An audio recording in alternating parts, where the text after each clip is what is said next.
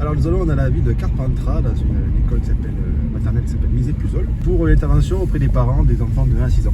On va parler un peu de tout ça ensemble ce matin, sur les bonnes pratiques à avoir et à partir de quel âge on peut commencer à introduire l'outil numérique auprès des plus jeunes.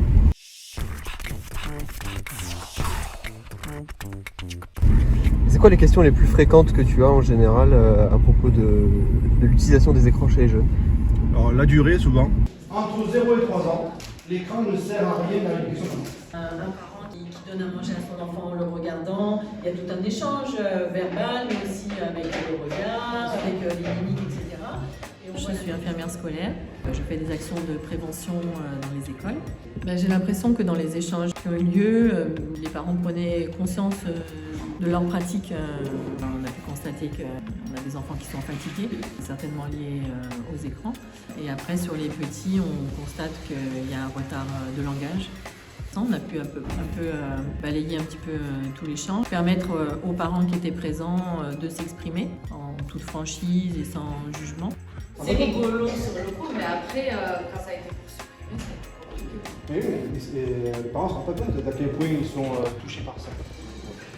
Et donc toujours une lumière dans la pièce, toujours un éclairage dans la pièce pour pas être dans l'endroit pour mettre. Pourquoi est-ce qu'aujourd'hui vous vouliez venir à cette réunion? Parce que mon fils il a beaucoup de retard encore sur ça. Ok. Il a 5 ans, mais on dirait c'est un petit de 3 ans. Est-ce qu'il y a des choses qu'on a apportées aujourd'hui qui vous donnent des idées sur ce que vous allez changer ou améliorer ou même garder par rapport à ce que vous faisiez déjà? Oui, comme le téléphone, tout ça, je vais arrêter aussi. Tout arrêter pour s'occuper plus des activités, des trucs plus importants. Qu'est-ce que vous faites avec vos enfants comme activité? Bon, on joue beaucoup au Uno, on joue à la bonne paye. Ouais. Ma fille joue beaucoup à la Barbie et je joue beaucoup à la console avec mon fils de 7 ans, FIFA. Ok. En fait, vous partagez, vous servez aussi des écrans pour Voilà, partager. et on joue à Mario Kart aussi. Ok. Et pour compléter cette vidéo, on pourrait ajouter la règle des 4 pas. Pas d'écran à table, pas d'écran le matin, pas d'écran dans la chambre, et pas d'écran avant d'aller se coucher. Ces moments sont en fait des moments privilégiés pour pouvoir échanger avec ses enfants. Donc on sort de la réunion à l'école maternelle des Soupirs, avec quand même pas mal de parents. Ils n'osent pas trop parler, prendre la parole, mais là ça n'a pas été le cas. Ils ont beaucoup parlé, ne pas juste entendre oui, oui, on fait attention, oui, oui, car en vérité c'est différent. Donc c'est bien d'avoir eu des parents qui ont été honnêtes.